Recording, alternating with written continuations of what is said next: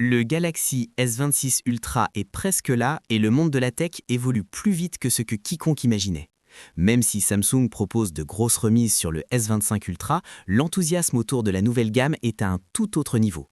Tout s'accélère, les fuites tombent sans arrêt et Samsung offre enfin quelque chose que les utilisateurs réclament depuis plusieurs années, de vraies améliorations qui comptent vraiment. L'une des plus grandes surprises vient des vitesses de charge. Samsung est resté bloqué à 45 watts pendant ce qui a semblé une éternité, alors que même les smartphones d'entrée de gamme atteignaient ce débit. Mais cette fois, le S26 Ultra passe à la vitesse supérieure et nous avons enfin des preuves concrètes.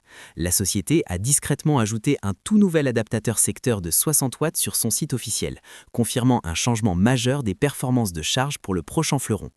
Ce nouvel adaptateur de 60 watts peut délivrer entre 5 volts et 20 volts selon ce que vous rechargez. Et il fonctionne avec les téléphones, les montres, les écouteurs, les ordinateurs portables, pratiquement tout l'écosystème.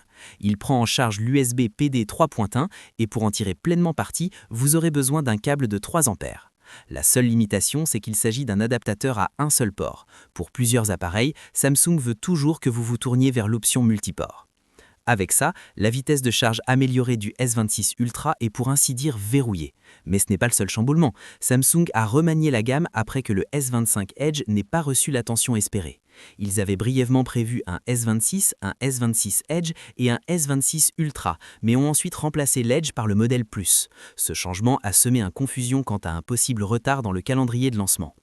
Un nouveau rapport affirme que Samsung ne commencera la production de masse que du modèle Ultra ce mois-ci, tandis que les variantes standard et Plus n'entreront en production qu'au début de l'année prochaine.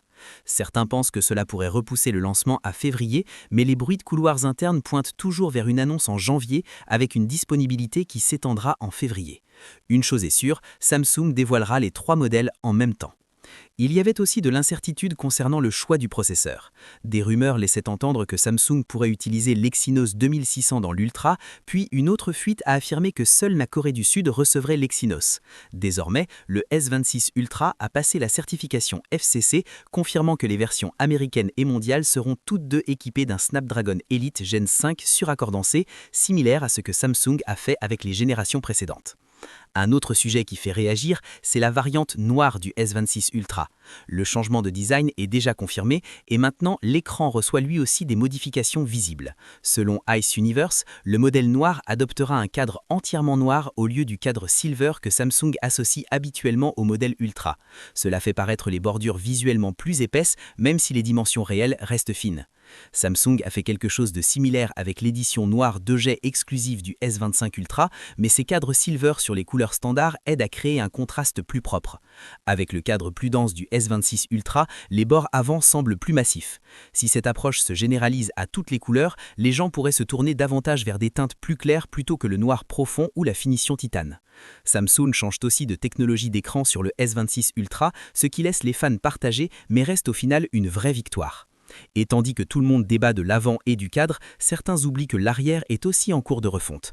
Les fonds d'écran de la série S26 ont fuité tôt, montrant que les modèles base et plus adoptent des couleurs vives, tandis que l'Ultra reste sur des tons subtils de noir, de blanc et de gris, avec un thème orange inattendu.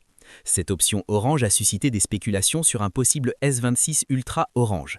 Certaines sources plus anciennes l'avaient également mentionné, mais beaucoup doutent que Samsung emprunte cette voie car cela pourrait rappeler l'orange cosmique du iPhone. Les paris les plus sûrs restent l'argenté ou blanc, le noir et un violet proche du Z Fold 6.